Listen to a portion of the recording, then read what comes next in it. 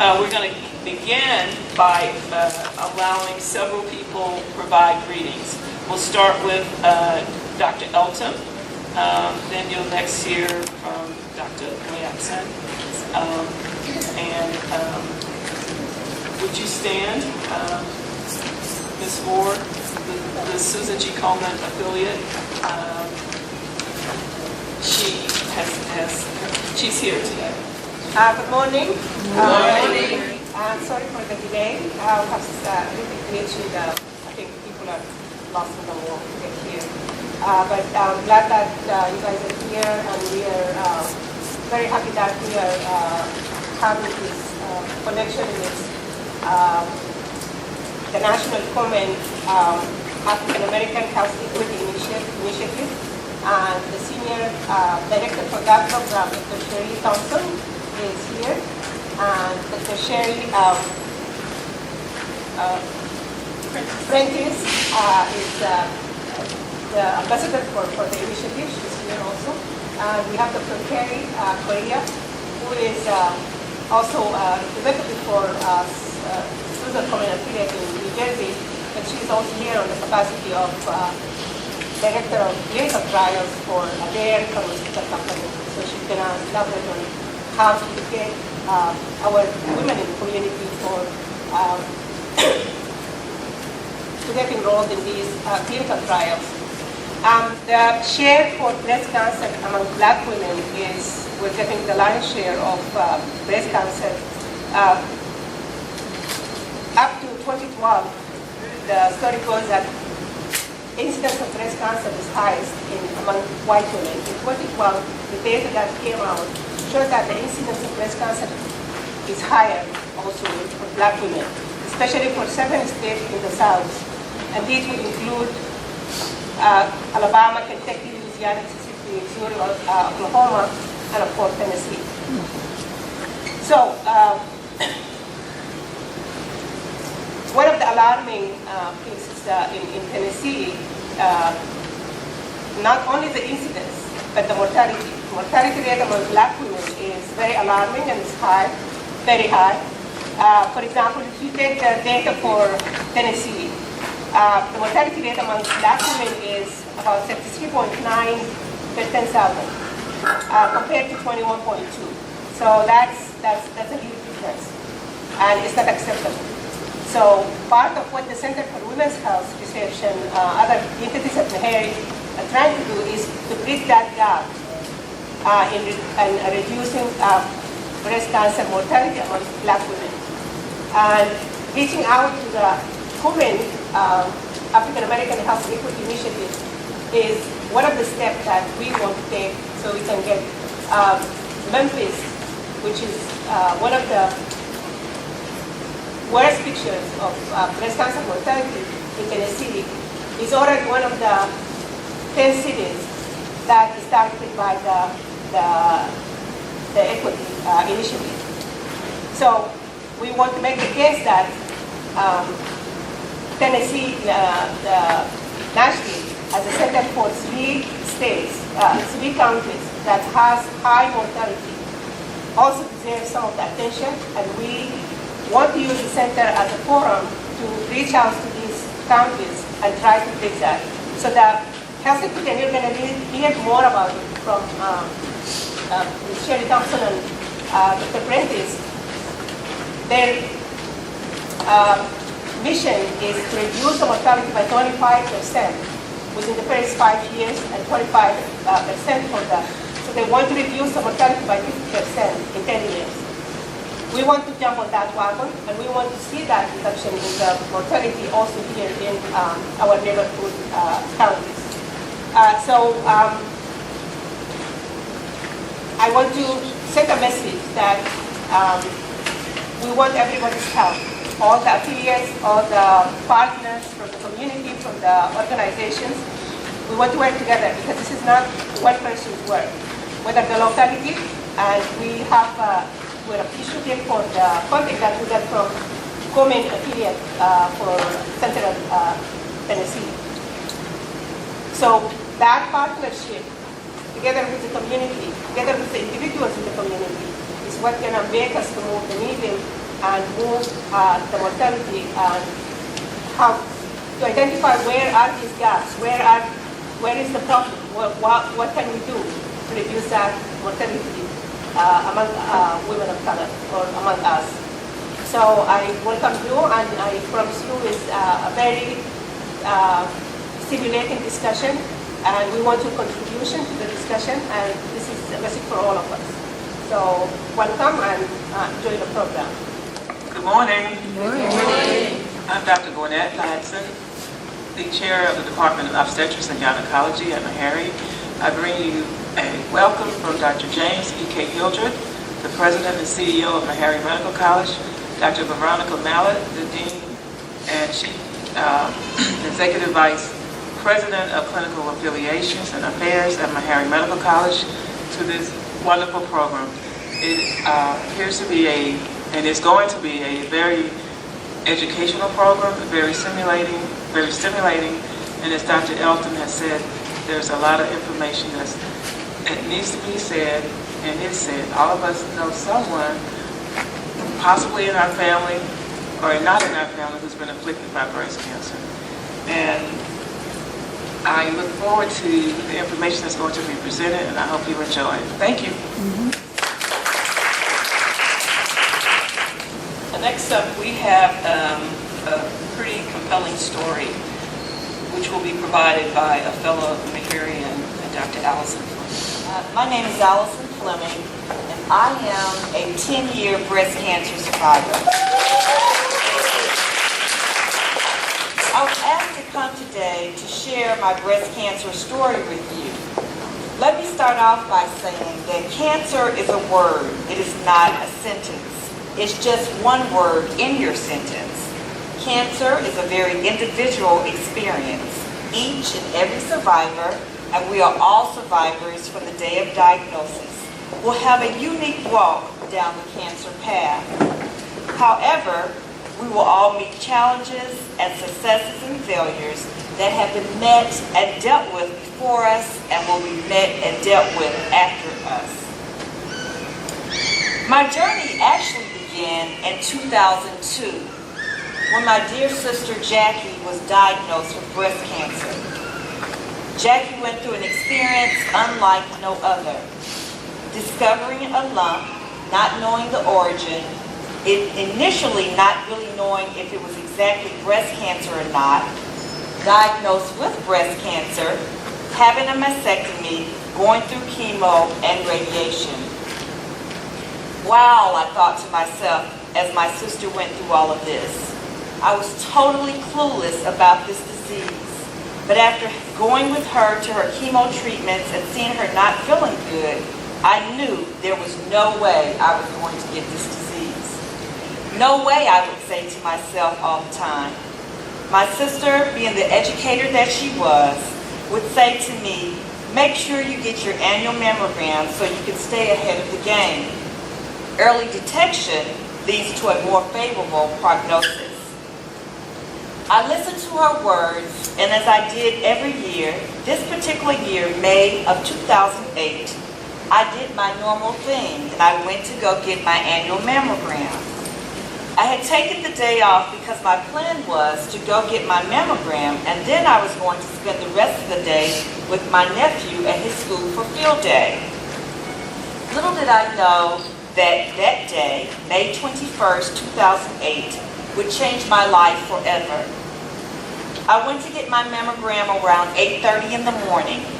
I had my mammogram done, and afterwards, as in previous years, you wait about 5 to 10 minutes, and then you're told to go get dressed. Well, for me, this time it was different. I waited, and it seemed like maybe 30 minutes had passed. I was saying to myself, what in the world is going on? I'm supposed to be at Patrick's school. I thought they were just moving slow. Finally, a nurse came in who I had befriended since I'd come annually, asked me to come with her, and she took me in a room and she said, hey, they want to take some more pictures because they see something going on your mammogram. Curious as to what might be going on, I said, okay. I did not become alarmed because I just wasn't thinking that I had breast cancer. After they had taken an additional set of pictures, the radiologist came out and said, "Can you call someone to be with you?" I said yes, but why? She then said that the mammogram discovered a low-grade tumor in my right breast and I needed to have it needle biopsied right away. At that point, my heart began beating fast. I called my mom, who was the interim dean of the School of Nursing at Tennessee State University at that time, and she had just pulled up into her parking lot when I called her on her cell phone and I said, "Mama, I need for you to come to Centennial Women's Center to the 2nd floor. They're about to do a needle biopsy on me." She said, "Oh my, I'm on my way." She called my brother and he came. I had the needle biopsy done, and when I came out, my mom and my brother were both sitting there and tears ran out of my eyes. Without having any confirmation that I actually had breast cancer, I just knew that I did without even having to be told. It was a Friday, and due to the weekend, the radiologist said that they would not get the pathology report back until Monday or Tuesday of the following week, and I would receive a call when the report came in. I remembered that I had the longest weekend of my life. I just couldn't imagine that I had breast cancer, that I would have breast cancer. Monday came, and my mother and I were coming back from lunch, and I remembered saying to my mom, "When they call, do you think they will just tell me over the phone, or do you think they will make me come to the doctor's office?" My mom said, "They will probably have you come in." Lo and behold, at that very moment, my cell phone rang, and it was Dr. Tepper, the radiologist. And she said, "Allison, I have a good and bad news." I was driving and talking on the phone at the same time, and she said the pathology report came back, and you have a low-grade malignant tumor. I was driving up 28th Avenue North, and I immediately gave Mom the phone, and I pulled over in Sweat's parking lot. I was devastated. I thought she was just playing with me. I could hear my mom talking, and I heard her say that again. My daughter has what? I felt so bad for my parents because they'd already gone through this breast cancer thing with my sister Jackie, and now here we go again with me. Honestly, I didn't know what to think. My mother called my sister's oncologist, Dr. Anthony Greco, who I met with the following week, and he talked to me about a course of action and the plan for the next year. I was diagnosed with HER2-positive breast cancer. I had 2 lumpectomies done within 3 weeks of each other because during the first surgery, when the pathology report came back, they found more cancer, so I had to go in again and have another lumpectomy done. 3 months later, I had a total hysterectomy. I had 8 months of off and on chemotherapy and 7 weeks of radiation. And in August 2009, I was officially confirmed cancer-free. During the course of my journey, I had a few setbacks, many inconveniences, lots of tears, pain, fear, stressfulness, and just plain tired of going back and forth to the doctor.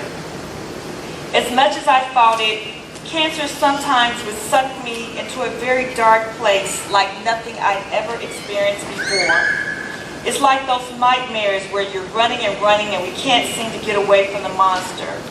Cancer takes so much out of you mentally, physically, and spiritually, and many days there's nothing left. It scares you. Going through my breast cancer experience, it felt like I was fighting to live, to be healthy, to have and conserve my energy. You're fighting to stay positive, to be happy, to hold back the tears. Fighting to maintain self-confidence. You're fighting depression, to be normal again, and to forget that you're sick. You're fighting side effects of chemotherapy as you have given your doctor permission to poison you on a weekly basis. You're fighting chemo brain when you cannot focus enough to read, think, or process simple information. You're fighting for 2 good nights of sleep in a row. You're fighting the stupid stories others are compelled to share with you about horrible cancer stories or the deaths of their loved ones. You're fighting with your mind to stop planning your own funeral and to stop reading the obituary with lists of young women like you that bravely fought the fight of their lives and lost. However, my faith in God and the overwhelming love and support from my family and friends is really what sustained me. My mother. I really can't say enough about my mother, but my mother was my rock, and she still is. She helped me, and she stuck by my side the entire way. In conclusion, I have now taken a deep breath and narrowed my focus on what really matters. I am a survivor and someone who can go the distance. Cancer is not the sprint, it's about the long haul. As we dance our way through life, we sometimes fall down, but the most important thing is that we get up and we keep dancing. Thank you.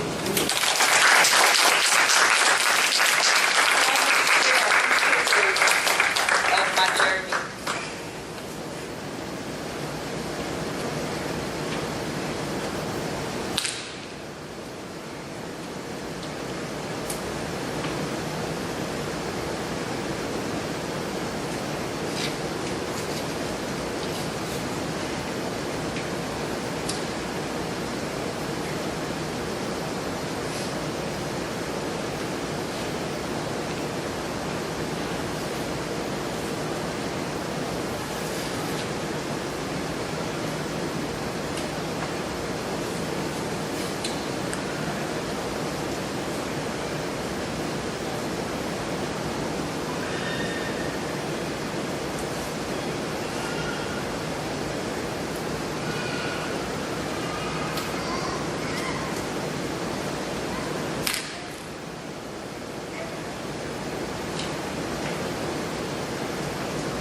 And I just want to share with you that my sister, who was a breast cancer survivor, she actually died from radiation-induced sarcoma, where she had a lot of radiation and it produced sarcoma. So one of the things I'd like to leave with you, a message I would leave to you, is make sure you ask questions. I know sometimes when you go through this experience, it's overwhelming and you really don't know what to ask.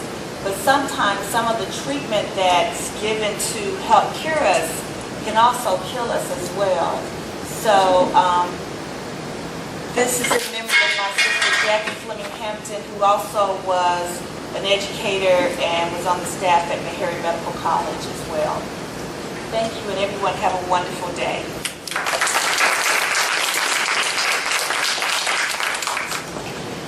A Nashville native, Dr. Sweeting currently serves as Assistant Professor of Surgery and Vice Chair for Diversity and Inclusion at Vanderbilt University Medical Center, where she focuses on breast cancer care. In her role at Vanderbilt, she serves as Associate Program Director of the Breast Surgical Oncology Fellowship and also serves as a core faculty member of the Surgical Education Committee, which focuses on resident education and development. She runs a Business of Medicine course for the chief surgical residents as part of this role. Additionally, she works with the medical school and the Office of Diversity Affairs in their recruitment and interviewing efforts.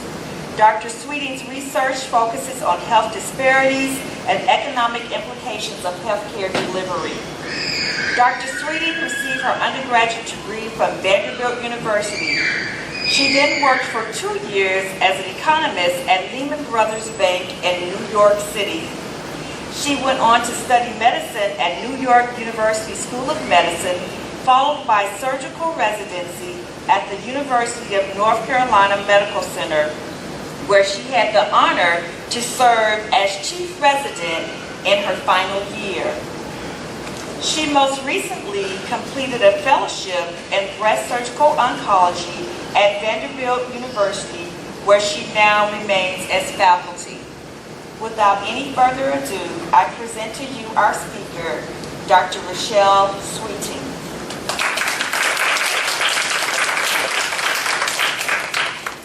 first let's talk about some risk factors. So there's some risk factors that you have no control over. So the number one risk factor for breast cancer is age, and we all are going to get older. Female gender is another risk factor for breast cancer.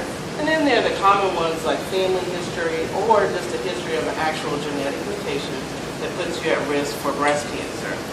We know that the amount of hormone exposure you've had over your lifetime can affect your risk for breast cancer. But then there are some other risk factors that are really modifiable. So there's really an opportunity where you can modify your risk for breast cancer. We know that healthy lifestyle, so maintaining a healthy weight, really eating a healthy diet, that can significantly lower your risk for breast cancer. And then there are other things like breastfeeding that can help to lower your risk for breast cancer. So screening is very important, and we've already talked about that a little bit, and talked about what are the different guidelines. And so one of the things I wanted to walk through is, it's confusing now. You know, you hear reports of start at 50, start at 50, go every other year, start at 55, start at 45. And so what I really think is important, when you look at the data that all these recommendations are made off of, who's not represented in the data? Black women are not represented. And if you actually break out the data on black women, the incidence of breast cancer starts to rise a decade earlier than it does in white women. So to me, it doesn't make any sense to stop screening. There's even, if you look at the U.S. Preventive Task Force, they're like small type statements. They talk about the fact that these guidelines don't necessarily broadly apply to all these other, groups of women, because it really wasn't powered to look at that. And so with one of my residents, we actually wrote a piece to say that black women should not obey these new screening guidelines and should instead start at age 40. So I feel firmly that 40 should be the age that black women begin their screening, because we know the incidence is earlier. And we also know that it's a disease in which the mortality rate is higher for black women, so less screening doesn't seem to be a good way to attack an increase in mortality rate. And so that's sort of my statement about screening. The other thing that's important, though, is also knowing your own breast. And so the other thing you hear in a lot of the news is about self-breast exam and clinical breast exam and whether or not they should be done. But what's really important is knowing what your breasts feel like. So if anything's different, you come and you bring that to your healthcare provider. If the skin feels different or thick, if there's one area that itches all the time, just in one little spot, if there's a little mass, or if it feels denser, or just anything like that, bring it to your healthcare provider and then let them help you to work through what needs to be done next. So really knowing how your breasts feel, and if something feels abnormal, just bringing it to someone's attention is really what's important. And so the way that we diagnose breast cancer is still most commonly by imaging. And that imaging is mammogram, ultrasound, and then also sometimes MRI. It's diagnosed by imaging, but ultimately by biopsy. So a biopsy has to be done for us to actually see the cancer cells. So when we do a biopsy and diagnose cancer, breast cancer means a lot of things. And that's why I believe we see different mortality rates, different incidence rates in different groups and in different scenarios, because breast cancer is a very heterogeneous disease. So one of the things that when we diagnose a breast cancer, we look at hormone receptors. So you'll hear people talking about being hormone positive or hormone negative, or HER2 positive or HER2 negative. And so that is one of the ways that we help characterize breast cancer. One of the things that we've been talking about recently is triple negative breast cancer and what that really means. And that means in those three things that are tested, if they're all negative, it's triple negative. But our goal is that soon we won't just be looking at three things, and we'll look at each tumor individually and be able to target whatever is going to eradicate that tumor. And so the triple negative won't be a term, it'll be 100 of things that we get, and then can tailor the therapy. And that's really moving. But that's where it's important to look at all women who are diagnosed with breast cancer and look at the molecular subtype of all the different breast cancers so we know what to target. So I'm a breast surgeon, so I have to talk a little bit about what are the treatments for breast cancer that relate to surgery. So we know one of them are medical treatments, such as chemotherapy or targeted therapy. Radiation is another treatment for breast cancer. And then the other really piece, and we all work hand in hand together, and that other piece is surgery. There's sort of two main types of surgery that we do for breast cancer. One is removing the lump of tissue that contains the tumor, and we remove it, but we have to get negative edges. And so sometimes when we do do a lumpectomy, we do have to go back and take additional tissue because microscopically we can see more than what we see on the images. The other treatment for breast cancer is removal of the breast, which is called a mastectomy. And that can be done either with reconstructing the breast, which we do hand in hand with our plastic surgeons, or with leaving the chest flat. So those are really the two main surgical options. We know that the lymph nodes that sit in your armpit drain the breast, and so that's a part of the surgery that we do in checking those lymph nodes. And then we work hand in hand with our radiation oncologist and our medical oncologist for the medical treatment piece of it. And that's really just the small portion of breast cancer treatment. There's so many other pieces that go into it. We have genetic counselors, psycho-oncologists, social workers. It is a really big team so that we actually treat people, in a holistic way. But the real takeaway that I want to bring forth is that our treatment of breast cancer, we're trying to personalize because we want to target the specific cancers and the specific cells. But that means with the research, if we're going to move the needle on the increased mortality rate for breast cancer in Black women, it means that we have to actually look at the disease in Black women.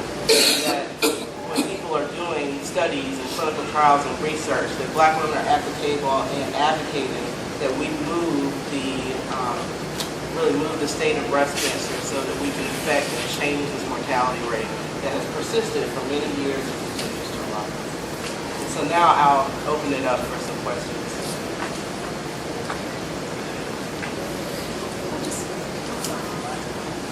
I just have a question about biomarkers. Yes. So what type of biomarkers are you currently looking at? So when people are diagnosed with non-metastatic or early breast cancer, everybody gets tested for estrogen, progesterone, and HER2. And then in some cases, depending on the tumor makeup, so if it's a hormone-positive tumor, then we will send an oncotype test, which is a biomarker test that looks at 21 different genes. It's a 21-gene assay, and that has been well-validated and helps determine what type of medical therapy is really going to lower the rate of recurrence so that tumor coming back somewhere else in the body. There are a lot of other biomarkers and gene assays that are used, and they each have different things that they can help with. Particularly in the metastatic setting, it is more commonly used that we use things like Foundation 1 and similar tests like that that really do a genetic profile of the tumor to try to identify other targets. So what are some of those other targets? PTEN, AKT, PI3 kinase. There are a number of other genes that are potential targets. The thing about cancer is cancer cells are smart. I spent a little time working in a lab, and it's frustrating because you block this thing that like all the cancers seem to need, and they just figure out a way around it. And so that's the difficulty. We find these genes, and then these tumors just find a way around it through another pathway. So it really requires sort of hitting those cells at multiple different areas so they just can't find a little pathway around. Are there any technologies? That's something that's of interest to me. So are there any biomarkers that are common in Black women? So that's something that's of interest to me. There are some people are looking at it, but I think more people need to be looking at that. And so we have more Foundation 1 testing. And so trying to look and see if there are certain mutations that seem to be more common. The thing that we know right now is, for instance, like BRCA carriers. There are certain mutations that are more common in BRCA carriers, so they will have additional agents that are added that we know helps in treating BRCA carriers. So if we can identify a genetic mutation at the genes that you were born with, so at the baseline, then we can sometimes target certain therapies for that. But to answer that question, no, there's not a broad answer. I mean, there's a lot of things that people have proposed, but the problem is we're all so genetically both similar and dissimilar that it's hard to pick.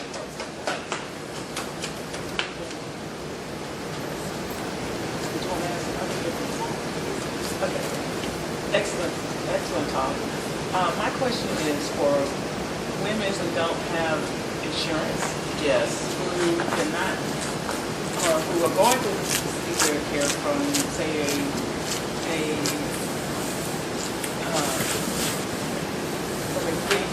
free clinic or something like that. Yes. And they want to have the practices.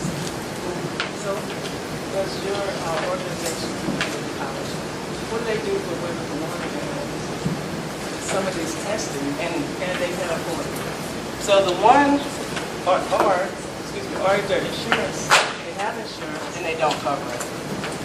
and insurance would not cover it. So two answers for that. So one thing about breast cancer, if you're diagnosed with breast or cervical cancer, that there are actual laws that you can get health insurance. And in Tennessee, the way that health insurance is given is through TennCare. So you can be insured. There are programs at Meharry in particular where women can get genetic testing. And then we have genetic that are uninsured. We have genetic counselors at Vanderbilt as well. And what we do is when the genetic test is sent, you are not billed unless they call you and say this is what your charge will be. So you would never get some surprise bill. So the way that we do it is we'll send it off and then they'll call you and tell you what you owe. And if it's something that's cost prohibitive, Color Genomics is a company that charges a maximum of $250. That's what it costs. And that's about what many people's copay is just for the test. And so we will order through Color Genomics, which is a well-validated company, and do the genetic testing that way. And if you have difficulty paying through Color Genomics, then we have some funds I know at Vanderbilt, and I'm sure at Meharry there are also avenues to help cover that. So, and that kind of answers both questions. If you're uninsured or if you really can't afford it, Color Genomics has really been great because they have capped what their price is, and it really allows it to be affordable for women. Because even with insurance, some insurance, they do not follow our NCCN guidelines, which are our guidelines for genetic testing. So there'll be a person who meets all of our guidelines for genetic testing. And for me, it's often very important that they get the testing before surgery to help them make their surgical decision. And then the insurance won't cover it. And so we will use Color Genomics in that scenario. Yes. I'm a two-time breast cancer survivor, and I've had a double mastectomy, and I'm also BRCA2. My question is, even though I've had the double mastectomy, I still keep having places coming up. Is that something that you see? Is there? I've had one actually biopsy. They said it was fat, but I got some more coming up, and I would just like to know if this is something you see a lot, or is it something I need to worry about and make sure I always get them biopsied? That's my question. It is important. So what I always tell people, a mastectomy doesn't mean, I got a mastectomy, I'll see you later. Like, I don't need to come back anymore. So that we want to follow you, whether you have a mastectomy or a lumpectomy. We know that cancer really can come back, whether you have either one done. And for a mastectomy, you won't be getting mammograms all the time, but that's where it's really important to know your girls, right? To know what they feel like. So if you feel a lump that's a little bit different, then you bring it to our attention, and then we'll ultrasound it and look at it. It is common that you get something called fat necrosis. And basically what it is that, an operation takes away what was normally there. And so some of the things that are there, there's nothing behind it anymore, and that tissue will just sort of shrink away or sort of die, and then you get something called fat necrosis. That's pretty common. But as long as you know what your breasts feel like, if anything feels different, then you bring it to our attention. It is possible to get breast cancer, which is why we follow you constantly, and we want you to always know what things feel like. But most of the time, it's just a little bit of fatty tissue or not anything to worry about. I have a question. So given the fact that the onset of breast cancer among Black women is a younger age, lots of women have it at their 20s, their 30s, and the cutoff for the mammogram is 40. If you, with family history, it goes down. And then given also the danger of exposing these women to radiation, so I would like for you to touch base a little bit and tell us, and are there any alternative out there that these younger women, because they need to be screened? So I actually did a paper on that. So having radiation over your lifespan, there was a lot of concern that continued radiation over the lifespan will actually increase the risk of breast or maybe other thoracic cancer. The dose of radiation given in a mammogram, even when you have some diagnostic mammograms, is less than a plane flight. And so it does not really increase the chance of people developing cancer. Now, MRI is another alternative for screening. However, MRI is still not as validated as a screening tool. We know that MRI will not see calcifications, and so many sort of non-invasive or stage 0 cancer presents as calcifications, and those could be missed by MRI screening alone. Also, MRI is costly, and MRI involves the administration of gadolinium contrast, which we have not studied over time, somebody getting gadolinium contrast for years and years. And we know that some of that contrast probably accumulates in the brain, and maybe it does nothing, but there's no other alternative that's risk-free. Whole breast ultrasound is not as diagnostic as mammogram. It's sensitive for sometimes picking up other small things. And so I think mammogram is still important in understanding that the dose of radiation with mammogram is quite low.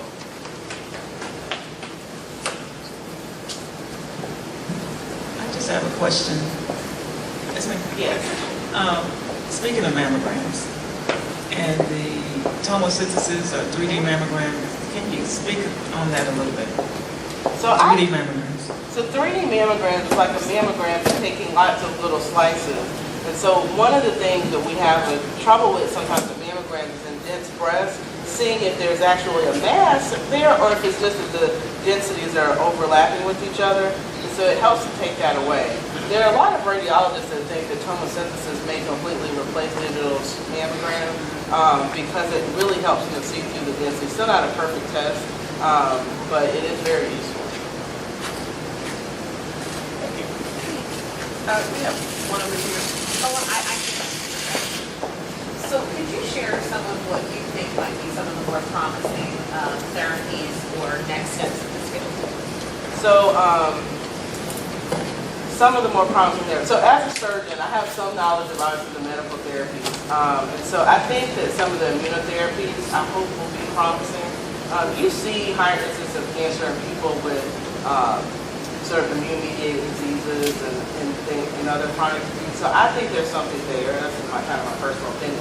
But there's been promising results in immunotherapy in melanoma, and there are quite a number of trials looking at immunotherapy in, for instance, triple-negative breast cancer in the metastatic setting. And so I think that that's promising. I really do think that there's something in doing genetic tests for everyone, doing genotyping of tumors for everyone, so that we have a huge database and then we can try to find patterns and then target therapies in that way. I mean, the other thing is the best way to prevent cancer is so that it never occurs in the first place. And so we know that there's some environmental factors that probably have an impact on the development of breast cancer that we can't completely tease out. And so I think the other arm is looking at these strategies to prevent cancers from occurring in the first place. I don't have one target that I think is really promising, but I think that's another area of research. Okay, if you think about exercise, both for prevention and also for prevention of cancer. Yeah, so in my healthy lifestyle slide, so basically I'm trying to, yes, right. The maintaining a healthy weight is important, and a healthy diet. People always ask me, what does that mean? So there are a number of ways to think of a healthy diet. The American Cancer Society American Heart Association website is one of the ones we tell people to take a look at for a healthy, balanced diet. The other thing we'll often tell people to try plant-based, but not completely. People can take too many carbs by doing plant-based without help. So plant-based diet, but basically use natural foods. Like the less processed your foods are, the fresher they are, the better. And so trying to continue with the healthy diet. Exercise, really the American Heart Association guidelines for exercise are really good guidelines for exercise. In our clinic, for recurrence, it's also important, not just in prevention, but also recurrence. So in our clinic, we have a medical weight loss clinic, and so we offer that to all of our patients sort of at the end of it. We don't want to do it in the middle of treatment. So at the end of treatment, that's one of the sort of things that we go through when we talk about our really survivorship clinic, is our medical weight loss clinic that works in the team with us to help them prevent recurrence. Okay.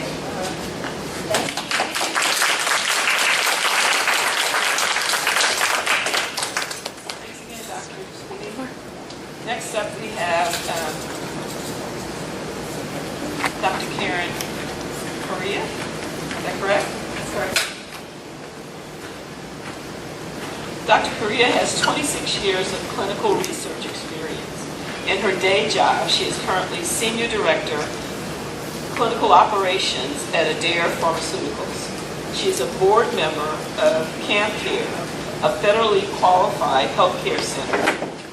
She's, in addition to being on the board of East Carolina University, and she is on the board of Susan G Komen South Central Jersey affiliate.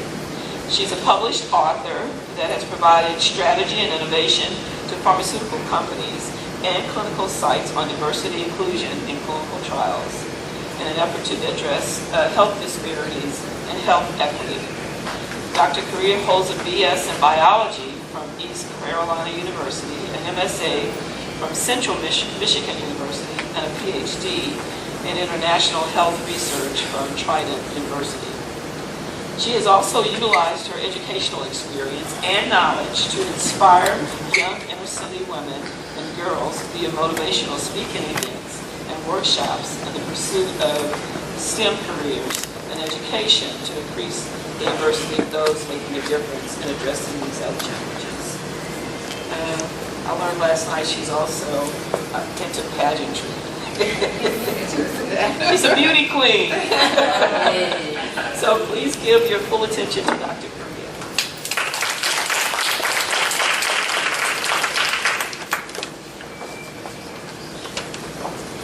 So thank you, everyone. I had a feeling you were going to mention that beauty queen thing. It's interesting. First of all, I'm very honored to be here. Love being in the community, love talking about things that I'm passionate about.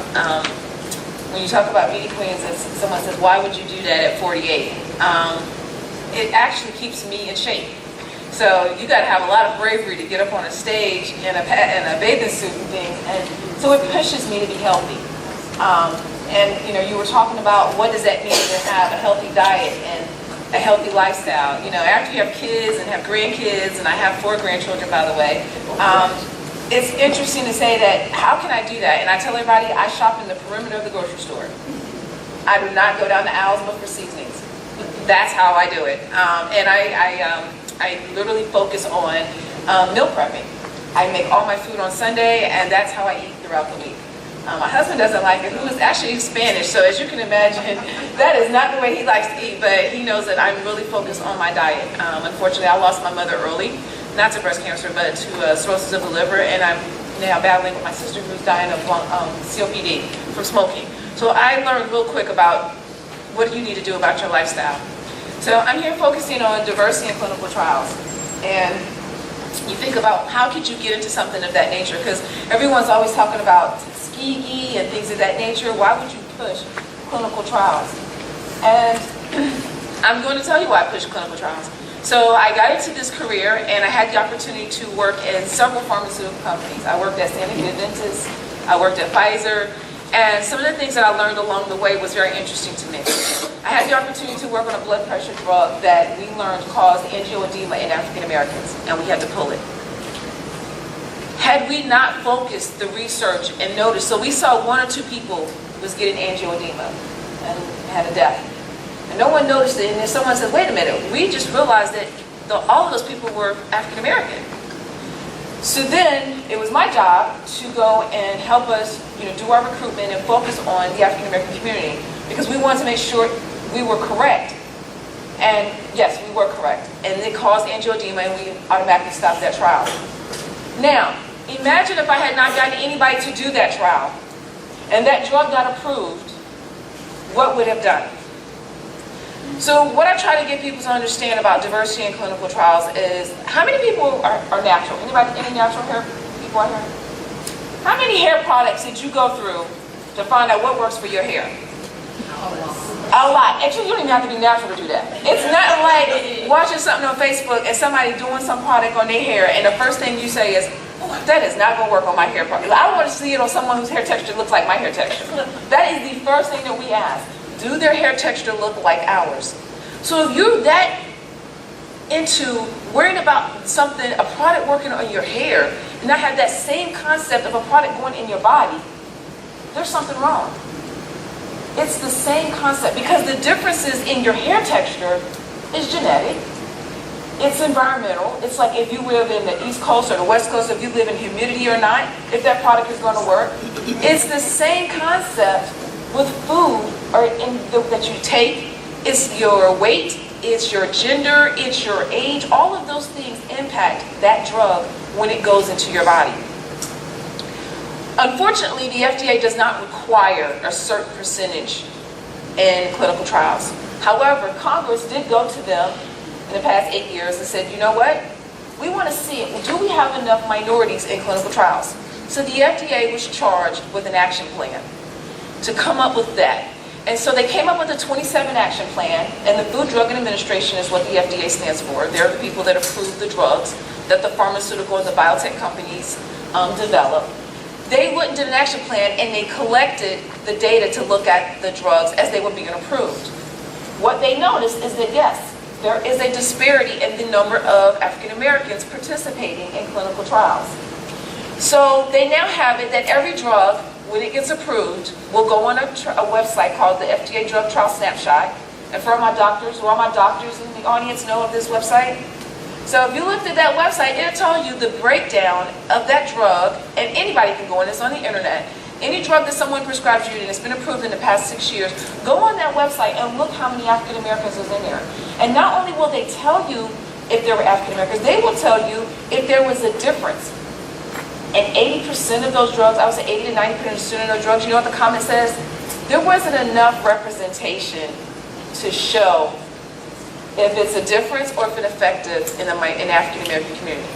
So we're actually taking drugs where the FDA is telling us, I don't know if it works in your population, but I approved it. So I am an advocate for that because I want to change that, because I want to hold them accountable that do not give us things, do not prescribe to us, and you have not confirmed that it works for us. So that's just one of the drugs. How many people have given their children or had their young teenage daughters get, or male sons get Gardasil? Do you know when Gardasil first came out, it was not effective in the African American community? I'm sorry, yes, huh? What was your question? Gardasil. What was the question? Is there anyone that had the opportunity to give that to their young adult, their young teenage children? The shot. Well, it wasn't effective in the African American community because they needed a different dosage. They went back to research and it's effective now, but when it first came out, it was not. So those are the examples. They didn't have enough representation in the trials, so they had to increase the number, and they had to update the dose so that it could work. So those are the types of situations that I am fighting for, that I advocate for. I've been on the Hill. I've worked with the FDA. I worked with the young lady by the name of Dr. John Kabul. She's no longer there. I now work with a guy named Dr. White, and it's very important for me. But my thing is now to charge you as the community. You might not have the opportunity to be in a clinical trial, and that's understandable. You might still have that fear. Because some people say it's fear, but we found out in data that African Americans are just as willing as any other race to participate in clinical trials, but we are not asked. We're not offered. It's not presented to us. It's not in our community. And there's some biases to that. Some doctors feel that African Americans won't be compliant, so we don't want to put them in our clinical trial. Some feel like that they might not have health insurance, so even though the pharma company will pay for everything for you to be in the clinical trial, they cannot afford to pay for your standard of care for anything else that you have going on. So the doctor's like, well, I don't want to deal with that patient. But we have to charge them and understand. I know in the state of California, have a new policy that they're working on for, even if you don't have insurance, then you're in a clinical trial, that they will pay the rest up for your standard of care. So I'm trying to fight for I know I'm working with some legislators to try to see if we can get other states to jump on that bandwagon. Because I don't want to hold anybody back from the opportunity for having a novel therapy. Another thing that we learned, Sharia and I, when we were doing our roundtables with Komen, there are some physicians that don't do clinical trials. They just don't practice it. It's just not in there because it's an extra amount of work. So a doctor, you might go to a doctor, you have breast cancer, and you might be interested in this new therapy. But your doctor might not have that therapy accessible to him because he doesn't do clinical trials. He or she, I don't want to be gender biased here. And because he doesn't want to lose you as a patient, he won't refer you to an institution that does do clinical trials. So that's why you have to be informed. Because a patient said to us, Shari, I think you remember it was in California, she says, I really hate that a doctor would really hold me as a patient as hostage, just not to refer me to an opportunity for a drug that might work for me. I am not a number. And that is exactly what we want people to understand. You have the right to be informed, and you have the right to know that if this isn't working with you and I, then I can go to another doctor. And that's very, very important.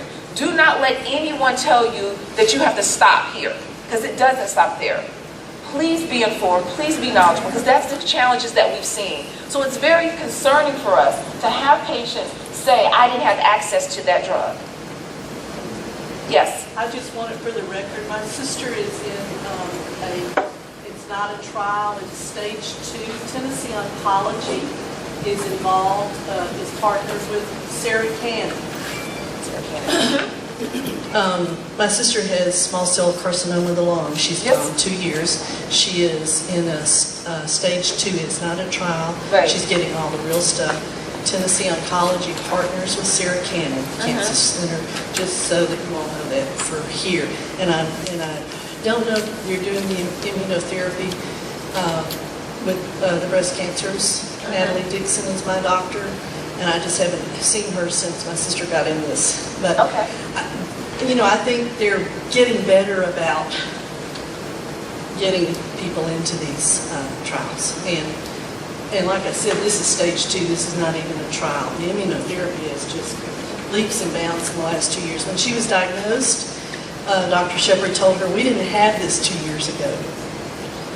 Right, thank you. Well, I can't say, and another thing that people might think in reference to being in a clinical trial is that I might get placebo or I might not get the drug. Well, that's not the concept in cancer clinical trials. Everyone gets treatment. So anytime you are getting, and you're in a trial for cancer, for oncology, because that's what I did for about 4 or 5 years at, specifically when I was at Pfizer, that's all I did was early development. You will either get the treatment that's approved, the standard of care, or you will get the other therapy. And is at any point when that is not working, then you go right back to the standard of care. So you're never not going to be getting treatment. So I think that's another fear that people have about being in a clinical trial. It's intensive. You are definitely being altruistic. You are giving back to the community because you are giving of yourself. So you're learning not only for yourself for the therapy, but you're also improving the therapy lives of those who come behind you as that drug is being approved.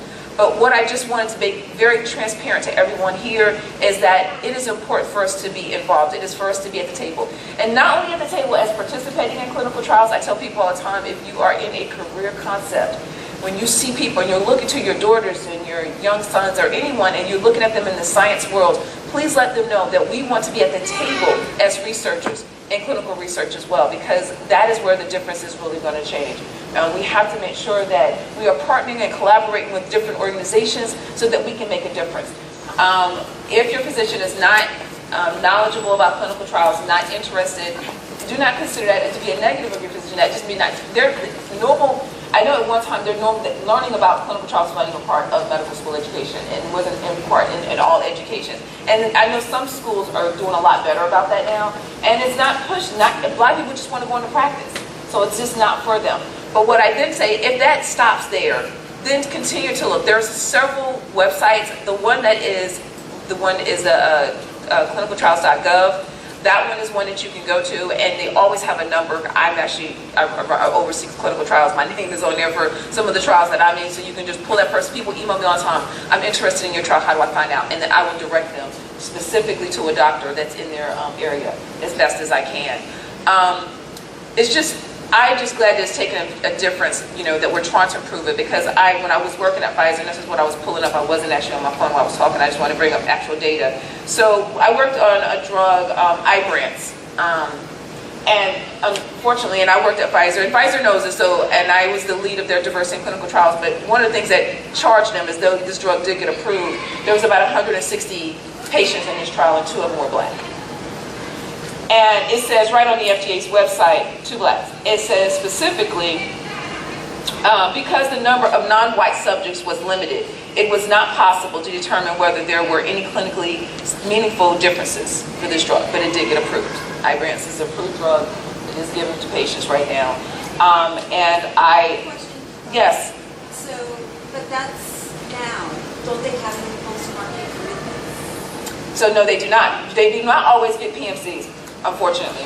That is not always, now there are people who have gotten PMCs, post-marketing commitments, but IBRES did not get a post-marketing commitment. That would be an addition for their Right, absolutely. But right. There are still post-marketing commitments that include other races. Correct. Right. So I do know that the oncology group specifically now is different, because now when you go to your end of phase 2 meeting, you have to know what your diversity plan has to be a part of. That inclusion plan has to be part of your end of phase 2 meeting when you go with the FDA, and specifically in oncology. Huh? It's not enforced, but the oncology group, having now the opportunity to work with them, they're specifically pushing a lot more than any other group within the FDA.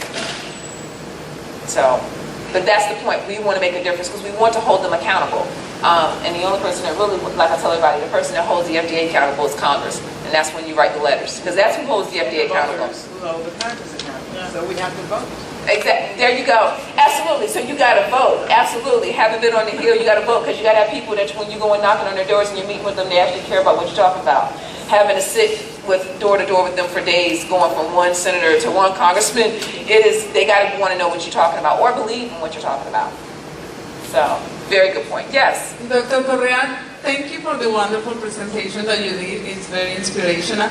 I wanted to share with you and everybody that I work with Maheri Vanderbilt Alliance and also with Vanderbilt Ingram Cancer Center, and we developed a presentation about the importance of participating in clinical trials. Very good presentation. It has been tailored specifically for the African American community and the Latino community. The presentation is available in Spanish and English, and we are doing it, administered in a form of town hall meetings. So we already have done like 15 town hall meetings with both communities. We have more town hall meetings to go. So if anyone is interested, please let me know, because I'm the person that coordinates the presentations. Dr. Sweden is one of the physicians that is part of the presentation. It's a video too, includes a lot of videos, but it's basic information creating awareness about the importance of participating in clinical trials. Very interesting. Will you introduce yourself, please? My name is Claudia Orajas, and I work as a community health educator, and I am doing right now community engagement with the Latino and the African American community.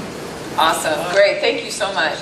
It's very interesting. Had the opportunity to recently speak at the Congressional Caucus, the Hispanic Congressional Caucus, about 3 or 4 weeks ago. The one thing that stood out to me, and I talk about too from the Hispanic community, is that they don't even do the breakdown for Hispanics in the data on the FDA website. The data is captured, but they don't break it down, because they break it down by race and not ethnicity, which is a challenge. And what we, as you can imagine, I'm sure you was aware, as the Hispanic community breaks down race by different, it's funny, I was in a room with tons of Hispanics, and I had them all raise their hands by what race they went by, and it was all over the place. It's a combination. Right, it's absolutely, it was everything. But the challenge is, but when they do the data, they don't break it down by ethnicity. They only break it down by race.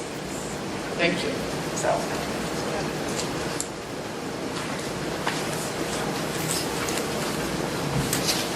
Are you familiar with the sister study? And do you know if they have broken down their results ethnically or racially? I do not know, but I can look into that. I'm not aware if they have broken it down by ethnicity and race. I'm not. I've been participating in that for years because I lost a sister to breast cancer. And so I'm just curious. I update my information every year, but I really haven't seen the results. That's interesting. That's a really good thing. You know what? That'll be a homework assignment for me. Absolutely. So that's Beth Wise. Why don't you say what's the group you're with, Beth? Yeah, I represent Knitted Knockers, and we're a group of volunteers across the country. We make soft, lightweight prosthetics for breast cancer survivors that are distributed free of charge to any woman who needs them. So we've got our local group. We get together once a month.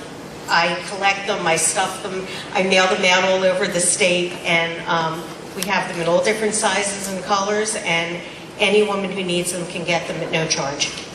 Oh, that's awesome. So I'll commit to getting the information. Please do, yeah. Connect them. So next up we have We have a local business entrepreneur. She's the manager of this mall, the Global Mall. Her name is Miss Carolina Beltran. And when we came out, Zakina, Dr. Elton and I came out to check out the venue, we met Miss Beltran, and there was an immediate connection. We didn't know why, but just an immediate connection. She worked and has provided this facility at a very affordable rate, so we're most appreciative of that. But as we continued to talk, not knowing what the event would be about, nor what her history was, she indicated that she was a breast cancer survivor. And she has a pretty compelling story that we'd like her to share with us now. So, please, Ms. Beltran.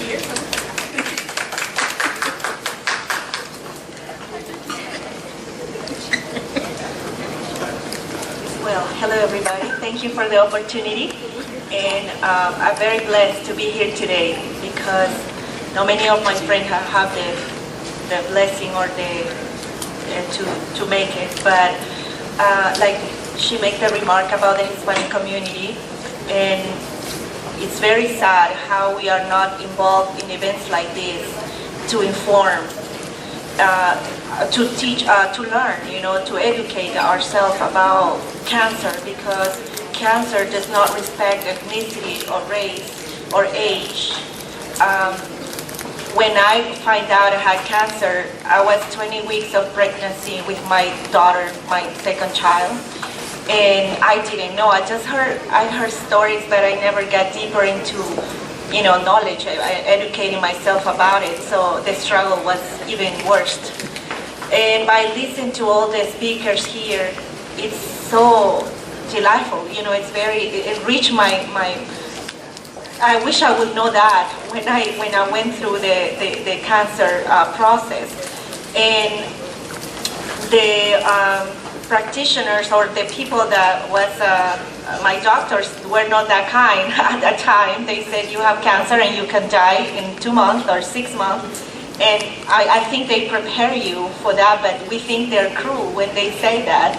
And it was not easy to go through the process having a 1-year-old baby and knowing that I could die. And then is when our faith, try to come out, and we survive by faith, but at the same time I believe in science, and God bless the doctors in here and that fight to find a cure or research to help us better. God bless you all for that. And the struggle is real. The depression as well, feeling alone. And there was a point where I thought God didn't love me. I was a missionary at the time, and I have given everything. I left everything, my family, everything that I had. I worked for the UN, for the United Nations at the time that I got married to a missionary, and he told me we have to serve the Lord. And we were called to come to Tennessee because there was no Hispanic churches at all. Now there's many, but when we came, there was not. And we came to Tennessee as missionaries, and I left everything. And I told God when I found out I had cancer, but I left everything to serve you and see why don't you heal me? I've seen many miracles, but why don't you do a miracle in my life? And then it's when you struggle, with the faith, and I don't know if you all are believers, but I believe you do. It's impossible not to believe there's a God when we go through this and we wake up the next day and we know that day is a miracle, that every day is a new beginning for us. So I went through, I deposited my faith at that time into God. I told the doctor, God is going to heal me. The doctor was a non-believer, and he said, I'm the doctor. There's no God to cure cancer, and you're going to die. And it was so cruel to hear those words. But you know what? I have a mighty God. And then it's when I was trusting in the doctor or the science and stuff, and I went through all the process. I had a surgery. I went through. I didn't want to go through chemos because I was breastfeeding, and I wanted to breastfeed my child. And well, she was a miracle because the doctor told me that I was not going to make it with the child. That was another miracle. that God allowed me to go through the pregnancy, and I was able to have my child. And I saw God was working, but I didn't know that He was doing it because I wanted to see I'm healed, I'm cancer-free, but it didn't happen right away.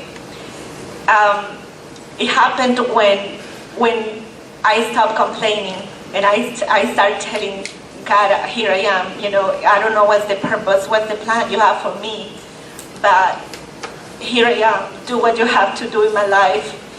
And then it's when God started working. And when I accepted what was going on, and I didn't complain anymore, thinking that there were so many evil people out there and nothing happened to them. That's what we think many times. But, God has a special deal with us. And if He chose us to go through that, it's because He wants us to help others, that we encourage others. Even if we struggle, that we can give a word of encouragement to others. And it wasn't easy, the process, Sometimes we need a word of encouragement ourselves. But when we help others, and we get involved in things like these, groups, support, that's what makes a difference and give us energy or strength to keep on moving forward. That every day we see it as a gift and not like, here we go again, but to say, thank you, God, for another day that I can see the sun. Nowadays, when I step out and I see one flower, I'm happy. I say, God, thank you. When I see one bird singing in the morning, it doesn't annoy me. I say, God, thank you for those birds. I learn to appreciate little things in life. And when I wake up every morning, I just say, thank God for the opportunity. Allow me to be a blessing for one person today, even through a smile, through a hug, through any of the things I have around that I can share. And that's what makes my life different now. Because I'm cancer-free, not because I went through the process of medical treatment, all that, but because there was a point where I gave up and I let it in God's hands.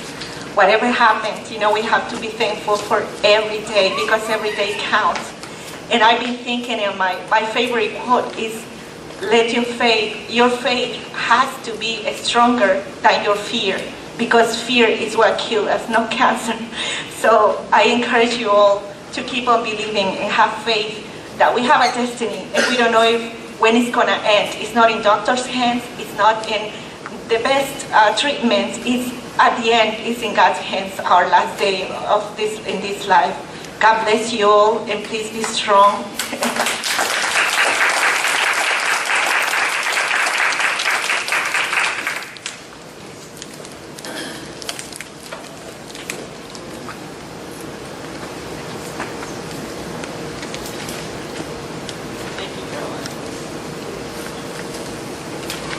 Next up, we're going to have a conversation with two women who were described to me as the Susan G Komen rock stars. Shariah Thompson and Dr. Cherie Prentice.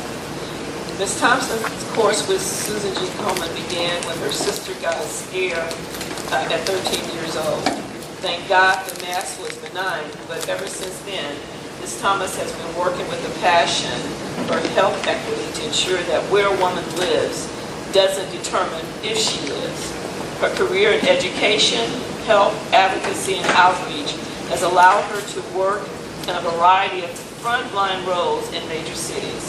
Some of the highlights include her efforts with the DC Divas, which has since its inception impacted more than 10,000 lives through education and lay health worker training programs. She currently serves as the Senior Director of Strategic Initiatives with Susan G Komen, where she leads the African American Health Equity Initiative, which includes a $27 million partnership with the Fund 2 Foundation to save lives in the communities with the greatest breast cancer disparities. Dr. Cherie Prentice is a proven visionary, author, and highly sought-after physician leader. She is a board-certified occupational and environmental medicine physician, public health expert, and a breast cancer survivor. Through her unique experience as a physician and a patient, she has mastered emotional intelligence. Thus, her mindfulness allows her approach to treatment to transcend medicine. She is a force for change in healthcare, teaching practitioners to transform their healthcare delivery, thereby improving the patient experience. She is here today in her capacity as African American Health Equity Initiative Ambassador, Susan G Komen. Their session will be informal. They'll take the stage and they'll talk from their experiences, and we'll entertain questions from the audience. Well, I just want to start off by saying thank you. It is one of the highlights of my day when I get to come to any community and hear stories like the ones that were shared today. Oftentimes, I think we get stuck in a loop of meeting and talking often about the issues that we see. And Frida Lewis Hall is actually one of the medical directors that many of us have had the opportunity to work with at Pfizer. And she said this to me recently, that we have been admiring the problem for too long. And I think that these types of forums are the opportunity to remind us why we need to work towards solutions and make sure that we can elevate the stories like the women that we've heard from, and certainly those leaders like Dr. Prentice.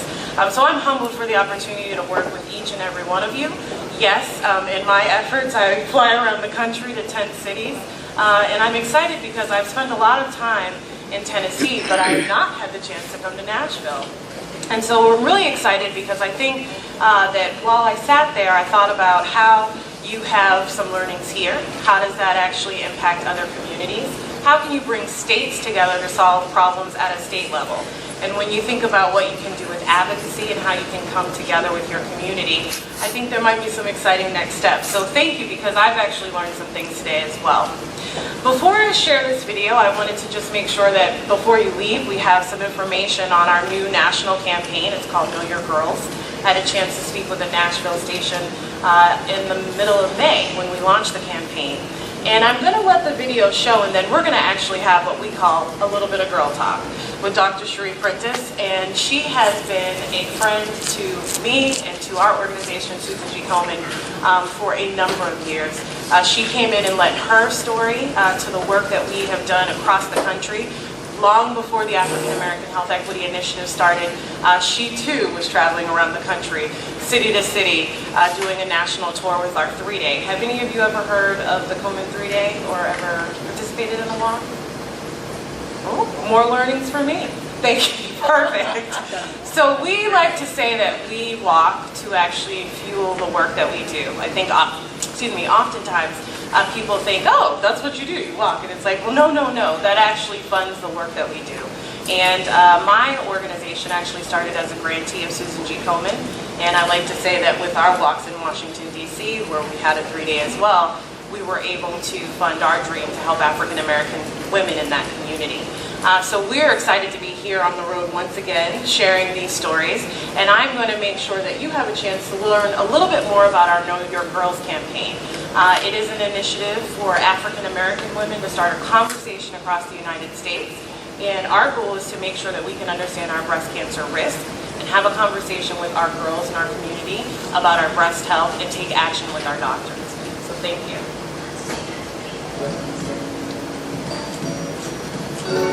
Your girls have been with you through every moment of your life. They were with you when you felt unbreakable. With you that time you felt most alone. And with you when you realized you would never be. They were with you when you shared your love with the world. And with you when she became your world. Your girls have never left you. They're still with you right now. But how well do you know them? You don't know much. Knowing your breasts can save your life.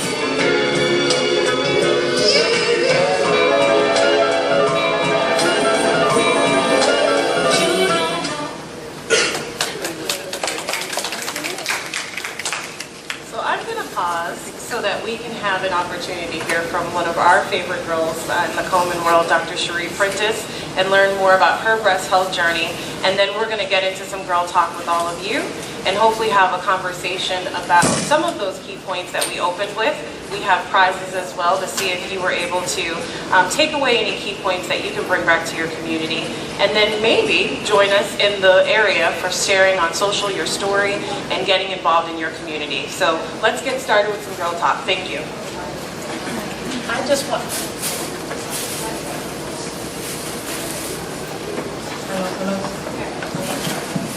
It sounds like it's on. Can you hear me? Yeah. I just want to share a little bit of my story. I'm a medical doctor, and I've always wanted to be a doctor ever since I was 2 years old. I got married very young. I was only 20 years old, and no, I wasn't pregnant. I was just a little dumb. I was way too young to get married. But I went on to have 2 beautiful daughters after medical school. And but after 18 years, that marriage ended. So I looked up one day and I was 40 years old, and I had these 2 preteen girls, and to make matters worse, because it's kind of hard, you know, when you got 2 preteen girls. How many of y'all got girls? Yes, Lord, yeah. So, but at the time, my mom was in the end stages of her life. She was battling with a disease called sarcoidosis, and my dad and I were her caregivers.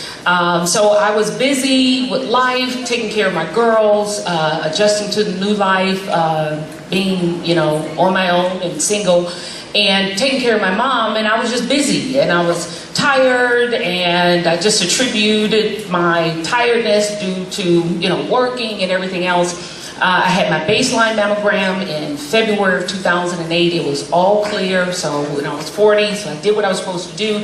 And then one day, October 1st, 2008, I actually, because I know my girls, I felt a lump in my right breast, and it turned out to be cancer. So I underwent a partial mastectomy where they removed half of my right breast. They took out 16 lymph nodes under my right armpit, and 3 of which were positive for cancer. So it was pretty aggressive. But after about the 3rd round of chemotherapy, I was home alone, and I developed excruciating chest pain. The kind of chest pain you feel like an elephant sitting on your chest. You know, and as a physician, I know that the first 3 digits that I should have dialed was 911. But I share a similar story to my friend here that manages the mall. I didn't. I thought, wow, this is perfect. I'm home alone. So I climbed a flight of stairs. I pulled out my life insurance policy so it'd be easy for my ex to find. And then I climbed in bed, and I prayed that the Lord would give my mom a smooth transition. And somewhere in the midst of the pain and the difficulty breathing, I fell asleep. And 7 hours later, I was so ticked off because I woke up. I'm like, Lord, have mercy. This was perfect for you. I had done all the work. Lord, you just could have just not allowed me to wake up. But I was rushed to the hospital, and I was diagnosed with a congenital heart malformation. My right coronary artery branched off in a place where it was being squished between my aorta and my pulmonary artery. I had never felt it before, but the chemotherapy, because it causes vasospasm of your arteries, it was squeezing it really tight. And so normally it was about 80% blocked. Well, with the chemotherapy, it was making it more than 90% blocked. So I was on my way to a nice little heart attack. But the Lord said not so.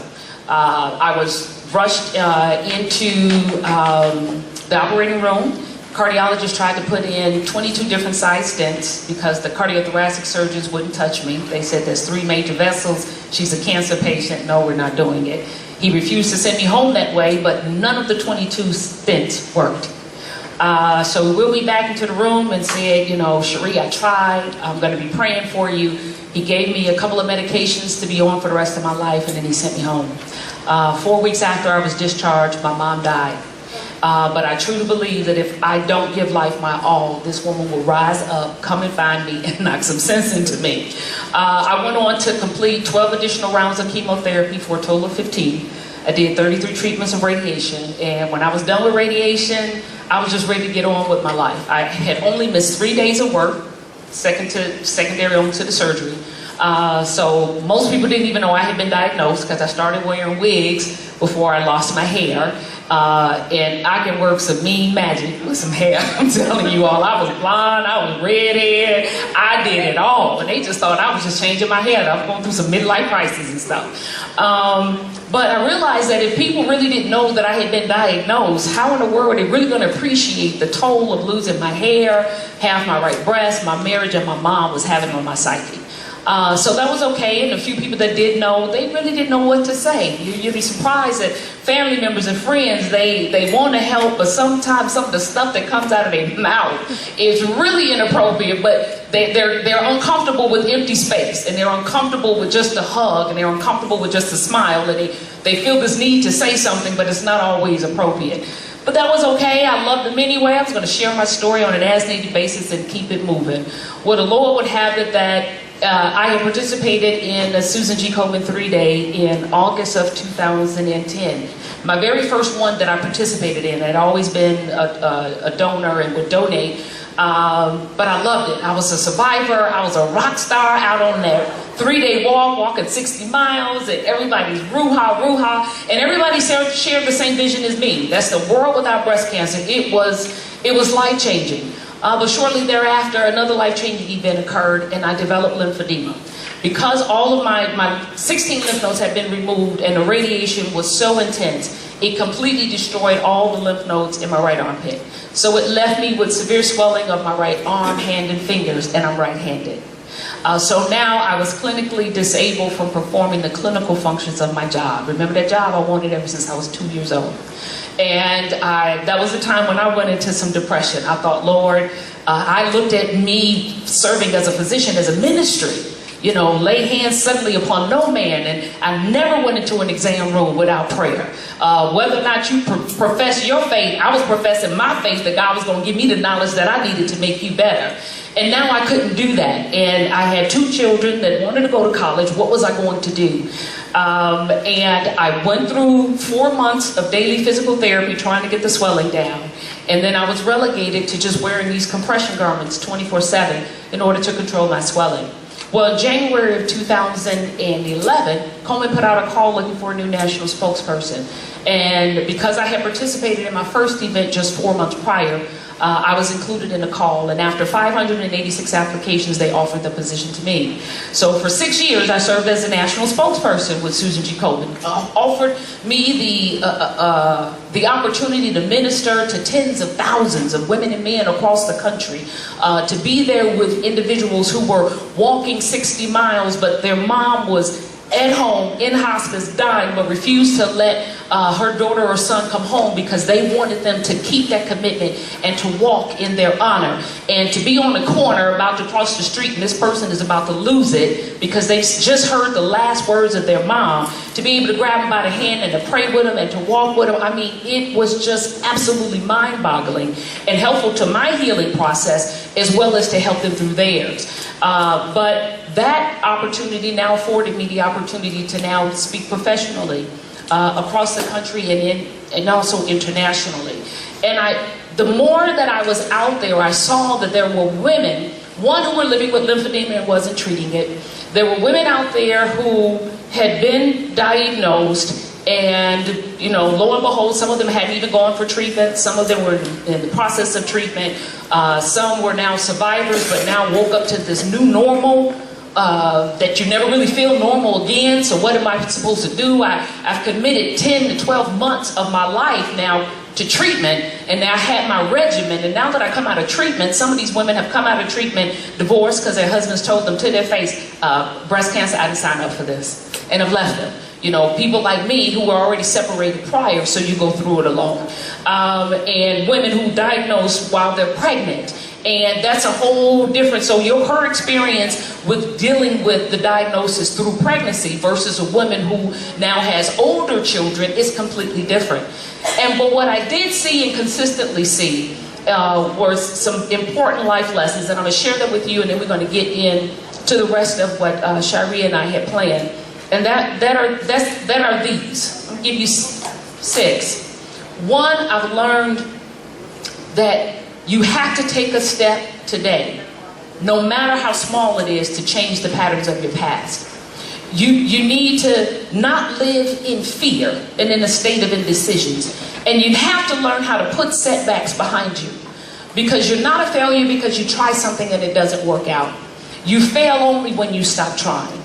And then I encourage individuals to be bold in your living, something that we do for ourselves so easily. But when it comes to us, it seems like we as women, we take care of everybody else. And when it comes to us, if we sit still for a few minutes, we feel guilty. We start worrying about what's going to be waiting for us, when we get back from vacation before we ever even leave. And if we have 30 minutes to ourselves to catch up on the program, we feel like we're wasting time. But God never intended for us to live an overcommitted life. He intended for us to live an abundant life, and that with joy.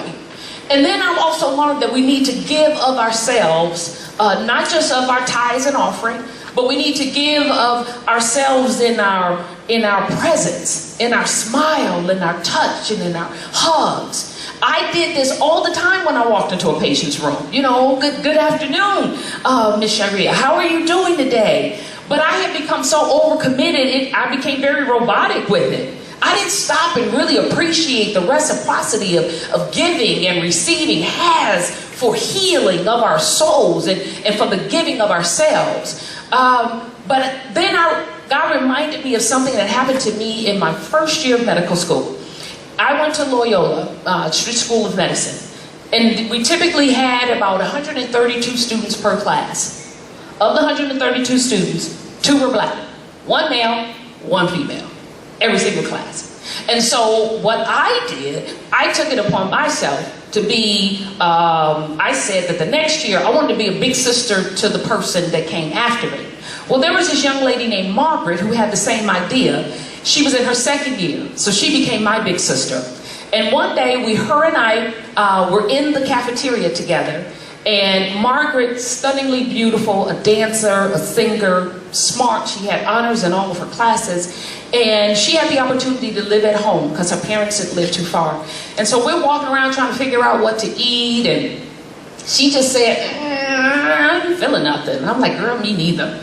So she said, well, I'm going to head on home, and then I'll see you tomorrow. So we gave each other a big hug, and we always do our fun. We do our little 3 kisses on the cheek. And then she went to the right to go to her car, and I went to the left to go to the library.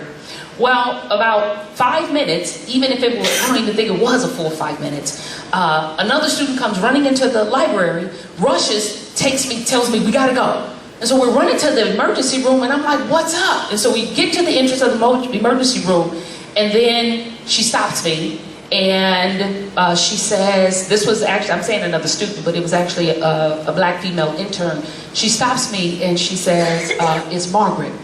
Well, as it turns out, when Margaret went to the right to go to her car, you had to go through a tunnel to get to the parking structures. Well, once Margaret made it right at the entrance of the tunnel, someone is coming from their car into the facility, and they see this young woman lying on the ground seizing. Well, Margaret had a ruptured aneurysm, and she never woke up from that seizure, and she was pronounced dead once I made it to the emergency room. And so that brought to my remembrance about giving of yourself, of your smile, your touch. Because I tell this to every crowd that I talk to. I want you to slow down enough that you realize that the smile you give someone could very well be the last smile they see. I was the last smile that Margaret saw. So we need to just slow down and give of ourselves. And then lastly, live in the present and hope in your future. Admittedly, there was a point in my treatment I wanted to die. I'll admit that I did. I was tired, I was done, I didn't want to be here without my mom, but that pain caused me to be so selfish that I didn't want to be here without my mom. I didn't even stop to think about my 2 daughters being here without theirs. So I have learned to live, and for me to live, God gave me to love myself and others, to inspire those around me, to voice my dreams and ambitions, and to enjoy life. So live in the present and hope in the future, believing that God is working it all out for your good and that you will see the results of it in due time.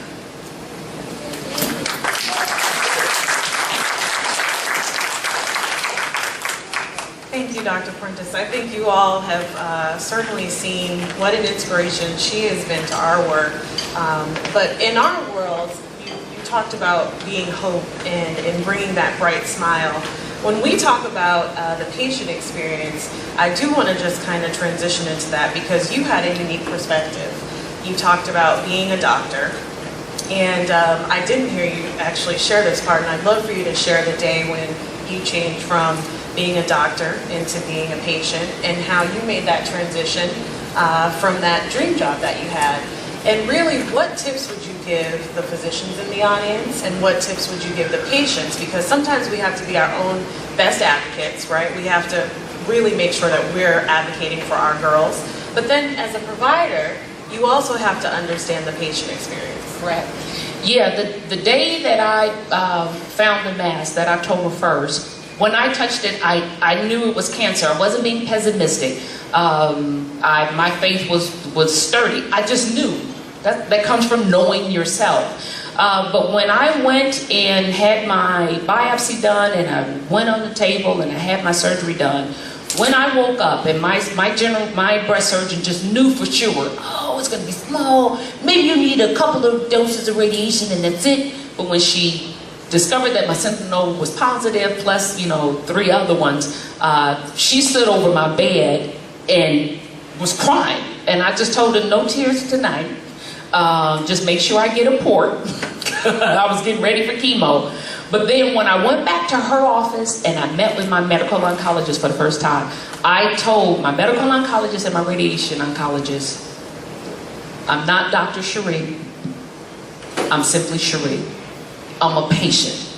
Make no assumptions that I'm going to use my medical knowledge or even remember my medical knowledge to get me through this. I am a patient. So you speak to me in the most basics of terms, because my head is clouded now with this new diagnoses that I now have to live with and try to live through.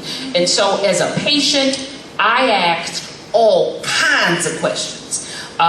It was important for me I didn't have someone with me. I took my notebook, but I encourage everyone, when you receive that diagnosis, have that designated individual that comes and they're your additional ears. You carry a notebook that you keep all the time so you can write down, pre-write down all of the questions that you have, leave space to fill in the answers. Let that person be your point person to catch those things that you may miss. One of the first things that I also asked my medical oncologist is, what clinical trials do you have now? I knew up front that if there was a clinical trial that I was appropriate for, I wanted to participate in it. So that was one of my first questions. But you have to take the time to at least come up with your basic questions and make sure that they're answered. And if they're not answered appropriately, or if you feel like I kind of got brushed over, stop that doctor. Wait, whoa. You were talking too fast. Can you break it down? And if that doctor gives you the, oh, you could be dead in 2 months, 6 months, or, oh, well, this is all I have time for, just trust me, it's called find somebody else. Because as a physician, I am here to serve you, not the other way around. So I took what I do and what I have done in my career as a physician, and I flipped the script. To me as a physician, I'm here. I know I may have people waiting, but it's my job to learn how to speak to you individually appropriately, because what I may say to you may be a little bit different than what I say to you, just because of our rapport and because I have now learned you enough to understand what you can receive now and what you can't. But you never allow any physician to brush you off, to brush you out of the room, or to not have your questions answered. That's excellent. So one of the things that we share on the site, knowyourgirls.org, is actually some of those resources that Dr. Prentice shared. If you feel that you need to have a little help with making that list, if you go online, in a click of a button, you can actually have a resource that you can share with yourself via email, or share it online and print it and take it with you to have that conversation with your doctor.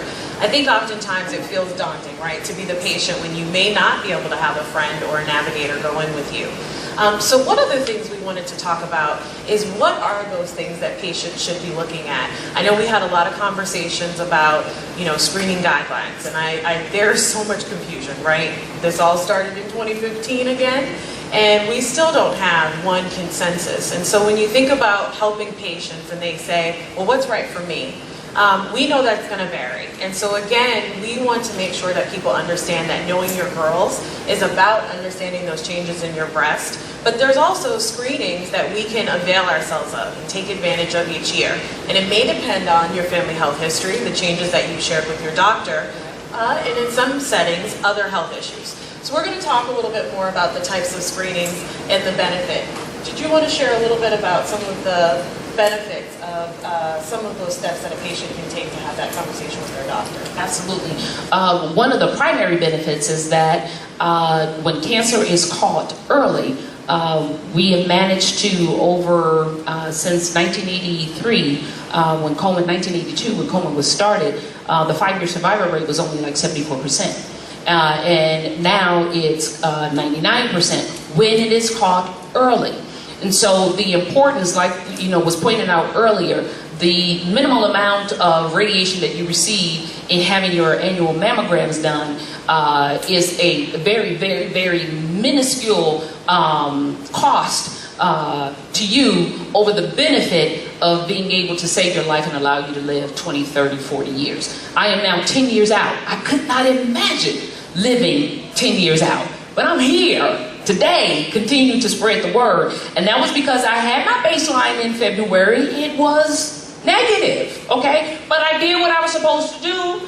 But then because I know my breast, because I know that we have in my family, dense breast tissue, I was also conscious about how they look. Already knew the asymmetry, which one was a little bigger than the other. And then, I'm just always and I didn't feel it in the shower. I wasn't doing the typical.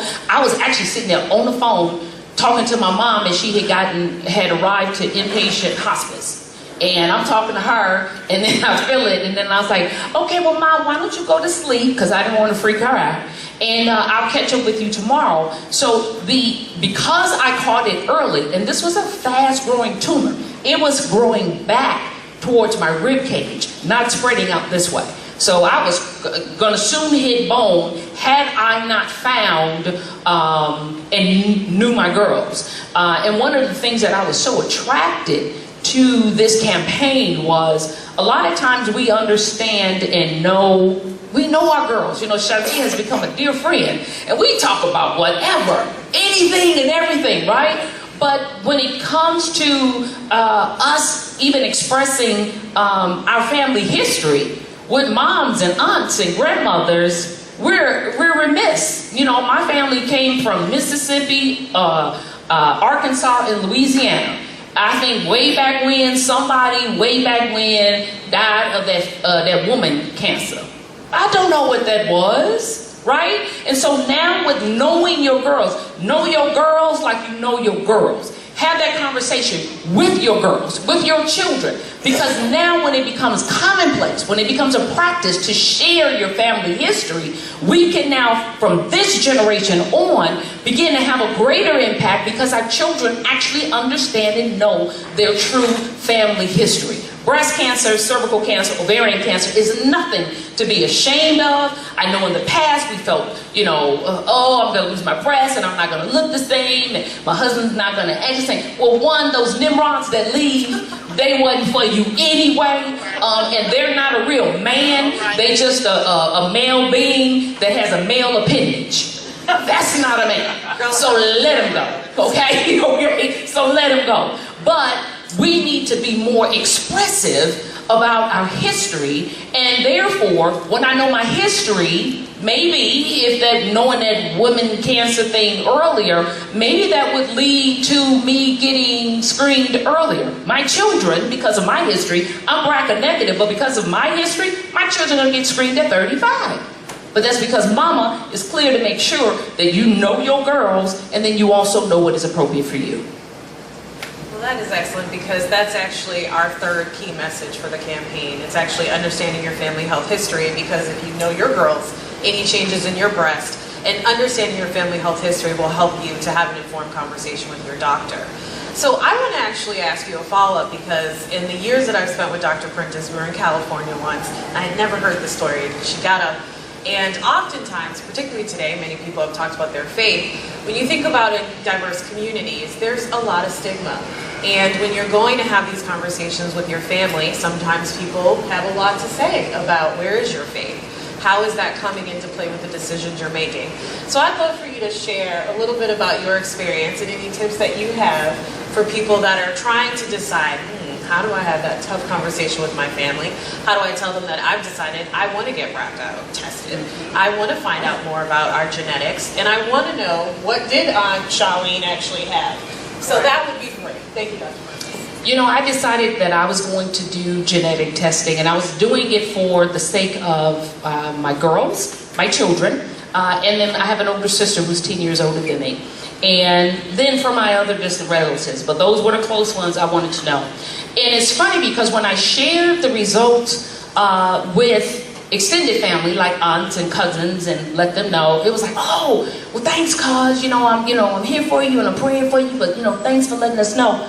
But when I was going through the 15 rounds of chemo, I can't tell you the number of individuals that would say to my face, family members now, I don't understand, girl. Why you getting all that chemo? We got to pray. Because the Lord is showing me, He spoke to me, and the Lord is showing me, you don't need all that chemo. And these are close people. I'm gonna leave it at that, because some of y'all may know some of my people. It hurt. Because I'm thinking, well, first of all, I'm the person, if you got a hangnail on your toe, you was calling me, as a doctor, what to do. Now you valued my opinion when it came to you, but then now when I'm choosing to get treatment, it's where is your faith? And we need to pray. And I don't believe God is pleased. And then I got to be the one going through my struggle to remind you that the Lord said that, we have need of a physician. After having done all to stand, and I know that God is ultimately my healer, but there is nothing in the word that says don't go and get treated. I was very, very confused. And then I was also really confused because I'm like, when you've been in my shoes, then you can try to tell me what I should and should not do. But how dare you think that either my faith is questioned or shaken because I'm choosing to go through treatment. And then I had to remind him, go back and read Psalms. See, David went through some stuff. And there were times when he said, I had to encourage myself.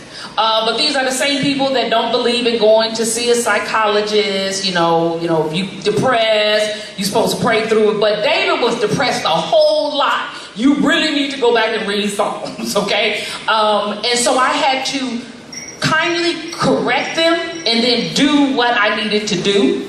And finally, I had to come and say, well, you know what? Well, this is what I'm going to do. I just need you to continue to pray for me. And if and when the Lord reveals to me that I don't need to get chemo, I will answer. But as long as He's telling you and He's not sharing it with me, I'm going to do what I need to do. And with the knowledge that it is my God that I serve that will allow the healing to come through with chemo, with radiation, with surgery, I know that ultimately it's in His plan that I be healed. Regardless, but I'm not going to be dumb enough not to have any treatment at all, because that's not what God told me. And then I had to go on and write a book.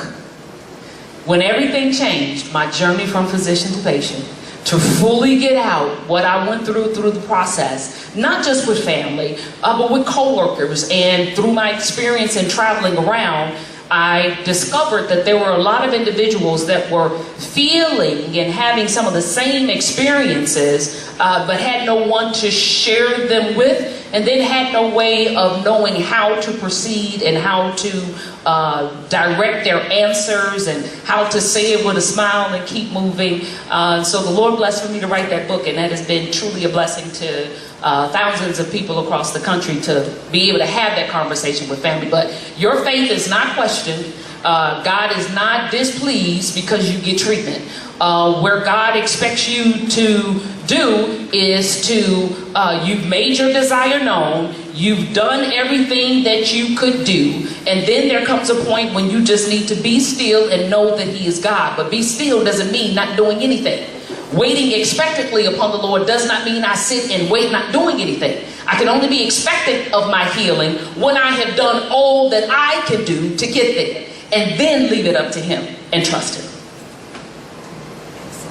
So you mentioned a conversation, and we want to make sure that we can leave time to have a conversation with you if you have any questions for us. And we also have 4 prizes as well for those of you that may have been listening along. If you have a question, we'll get the hands going. But the first question we'll ask is, there are 3 key calls to action for the campaign for Know Your Girls. Does anyone remember which one, or could say one? Oh. Knowing your family history? Yes. Would you like a t-shirt or a tote bag? It doesn't matter. Okay. Well, you can either come get it or we can give it to you afterwards. Whoa!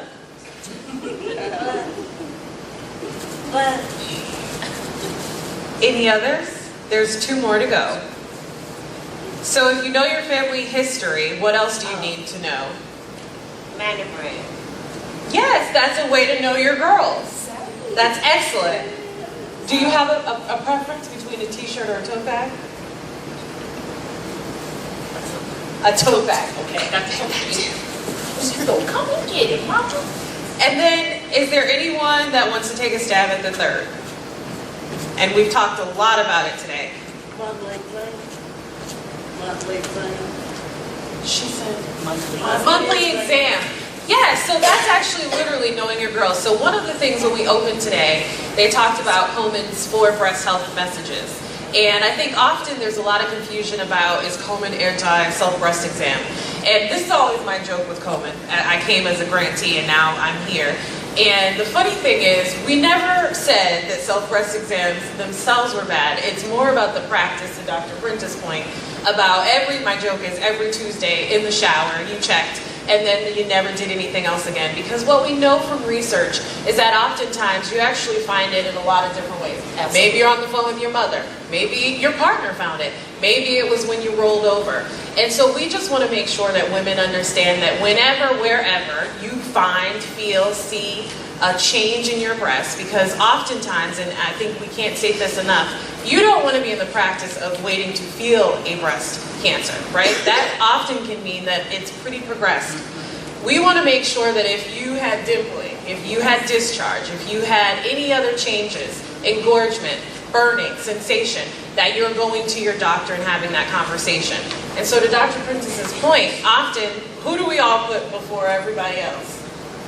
Family, friends, loved ones. And we always do for everyone else. So all we're asking is that we put ourselves on the list as well and make sure that I had one of my divas once, I put up a slide with all of the big 6 of what could happen for those changes you should notice when you need to know you're normal. And she said I had every one of those. And I said, I said, and it was 2 years. It was over 2 years her breast went through every dimpling, discharge, concave nipple, and in the end, it was actually her husband. He begged her to go in, and when she went in, she was actually pregnant. And those are the situations where we want to make sure that as Black women, because we know that we get more aggressive types of breast cancers, and we're diagnosed at a younger age, that if we can go in earlier, we can make sure that we can survive for that next generation that we talk so much about. So that's really the purpose of this, and we know that it has a fun name. We wanted to make sure that it could be something that you could talk about easily. It's not something that is another fear factor, because we all do so many things for our girls in our lives. We just want to make sure you can take care of your own girls. So I'm going to actually pause to see if there's any questions. If not, we want to thank you for your time. And if you did get an answer right, come on up and get your t-shirt or your tote bag. One thing I know you was talking about self-examination, reveal and all that.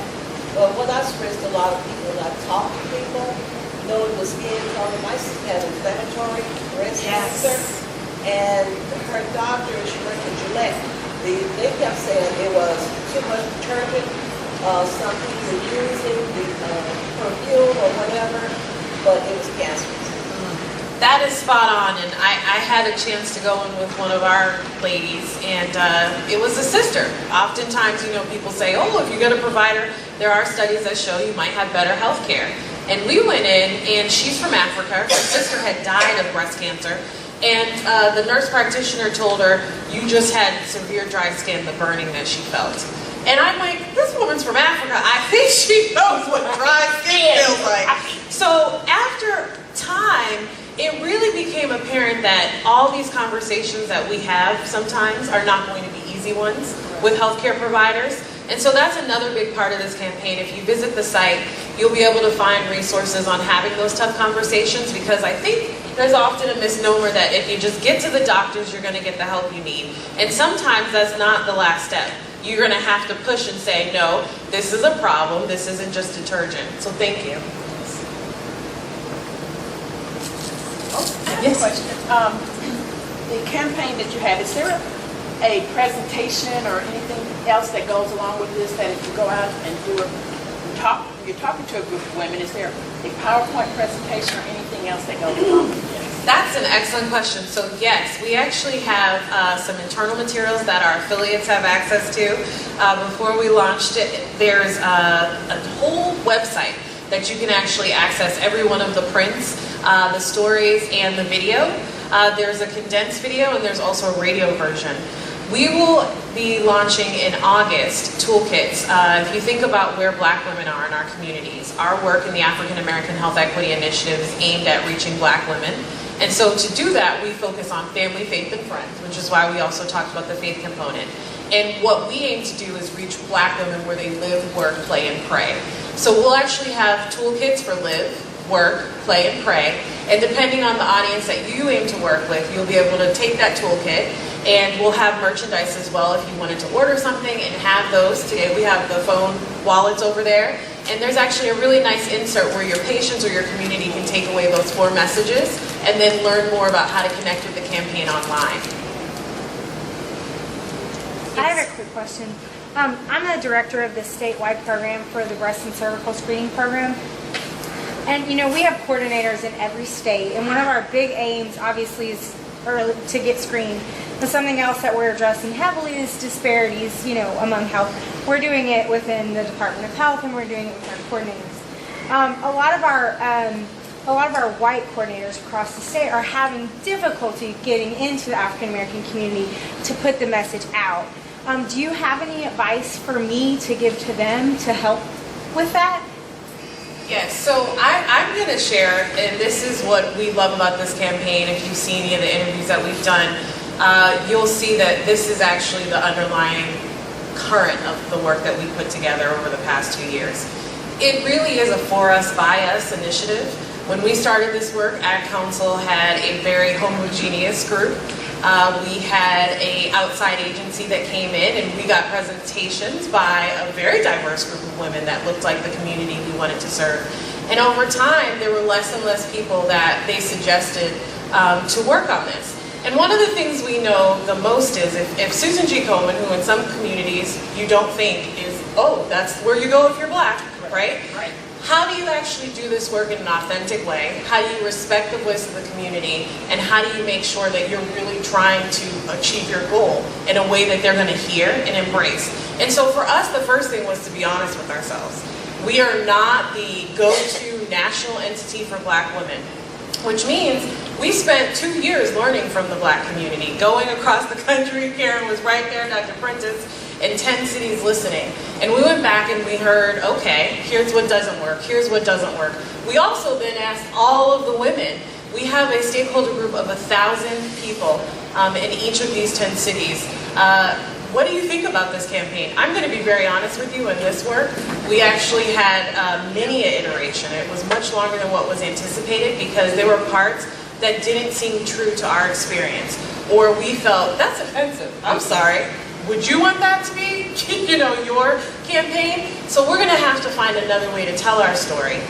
And sometimes when you work in these fields, people come up with campaigns or slogans. Oh, this sounds catchy, this might work. And so you have to make sure that you have an authentic voice at the table. And for us, it really became an opportunity within the organization to be supported by leadership. Because if you don't have that support, it's very difficult to actually drive this work forward. So we have the gift of the Fund 2 Foundation. It's actually funded by Robert Smith. He's the founder, who is a black billionaire. If you've seen the cover of Forbes, he's on it currently. And they actually fund social justice work. And they don't have a healthcare component. So one of the things they require is reporting on diversity. For this initiative, if we hired someone, are they black-owned? Are they military? Are they a woman-owned business? What is the diverse component that's reflecting the goals of the work that we aim to do to make sure that we actually are bringing the voices to the table to lead at the table? And I think the other thing that we learned with all the partners that you have to look at is making sure that you're ready to have tough conversations. Because the fact that people are willing to raise their hand and say, you know what, this isn't working. I'm not able to be effective. How do you turn to your colleague, because I know you have colleagues, and are you having those conversations colleague to colleague first? Because I bet your colleague might be able to tell you, well, one of the things that I've learned well is such and such. And then how do you actually go together with that trusted voice that maybe has already had success within your own department and apply that? And those are the same things that we are experiencing with our own initiative. I think this work is never easy, but one of the biggest things that we like to support is making sure that it's community first. And if this is the demographic that we aim to serve, we have to respect their voice. So I'm going to stop there and see if Dr. Prentice wanted to share anything else. I've spoken for the Tennessee Health Rural Association a few years back, and I'm assuming that you're having the difficulty that you're having with your white coordinators. Is it that they're having difficulty getting in because they're not accepted? Like, how are you going to come in and help me? What is the difficulty that they're having getting into those communities? Honestly, with the few that I've had those tough conversations with, I think it's more they're afraid. They are afraid. Like they're going to show up and not know what to do. And that they're afraid they may not be accepted, or they're afraid that they're going to say the wrong thing, or that's my experience with what they've talked to me about. But then again, it's a really tough conversation, and I'm 20, 25 years younger than them too. So, you've got that age thing where, I experience that way more often than I experience, it being a race thing with me. It's my age. So I think that there's some of that going on too, where they're not going to listen to me as well because I'm younger. When it comes to going out into the community and speaking to women, I mean, our population is 40 and older typically is what we aim for. So women older than me. So, they already kind of like, okay, so I just wanted some advice. Like, I can walk into a room full of African Americans, and I do it all the time, and I never feel out of place. I never feel, I could talk about anything, but I don't think that they have that. And I want to kind of find a way to empower them to do that, but also make sure that when they do go out into the field that they are very aware of where they're at and culturally sensitive. Because that's something that we have to talk about a lot. Yeah, so we have a couple things we can share, but I think the biggest thing here is ally, ally, ally. Yeah. And one of the things that we have shared with doctors, we have a whole team. There's Dr. Prentice, there's Dr. Wilson. If you go on the website, you'll see other stories. Because sometimes people do not want to hear from a demographic that doesn't look like them. And at the end of the day, if you're going to tell a doctor that they're not doing something well, there's nothing better to have that conversation than a doctor, yes. Right? Same thing, survivor to survivor, metastatic community to metastatic community. And so maybe there's an older person within your organization that also looks like the community you're aiming to serve, that can sit down and say, here's some things that I've learned along the way. And then if you have an older white person that has the same experience, that has had success, how do you pair them and share some of the things they've learned along the way? Actually on our way out, I actually am a former Hill staffer, and someone made the joke, don't let them in your church. Well, that was one of my specialties. My boss was coming to all the black churches, and we were going to figure out how to do that the right way. And so to do that, sometimes you have to walk arm in arm and actually make sure that you have that ally-ally approach. And we're happy to send some of the things. Our model is based off of the collective impact model. Okay. And I can send you the site, but that is the crux of it, which I love. It's all about the social complexities and balancing the playing field. So if you don't have degrees, if you are a survivor, you have the same voice in this initiative as everybody else. Thank you. Those are great questions. Okay. Well, sure. I just wanted to share one thing regarding to what you were saying. I'm Latina, and I work, and I enjoy working with the African American and the Latino community. It wasn't at once that I was accepted for a lot of people from the African American community. So we really need to be able to engage with people, to be there, to show up, to wait, to listen, to eat with the food, to gather with them when they need to gather. And the same happens with the Latino community, if an African American comes to the Latino community. So that understanding of the culture and how you engage will help anybody to engage. Maybe it takes two attempts or 3 or 4 more than the normal, but people eventually will know that you are there to help them, that you will be transparent with whatever you bring, and that you will be a resource for them, and people will start developing the trust. Right. So it's not going to be at once, but it's going to happen. Yeah, it's not one and done, we like to say, and not overnight. Yeah. Agreed. Thank you. Thank you very much, everyone.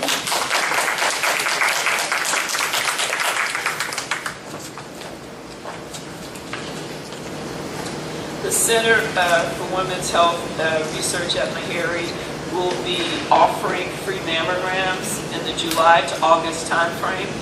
We have some flyers out front that you can pull, which gives information on how to get in touch so that you can encourage your loved ones, if you've already had yours, to schedule a mammogram. And then this was the information was very informative and useful. It's disappointing when we don't get the community out to really take advantage. And so I just would encourage you in the future, maybe decide if you're coming to bring 2 or 3 people with you. And we can just kind of help build in that way. But we just are so appreciative of the support that we had for this. And on behalf of the center, we have some small gifts that we'd like to give you ladies.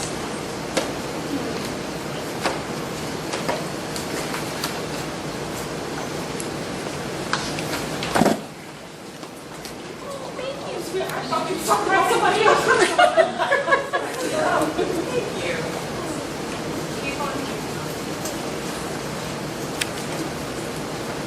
Thank you. Dr. Elson,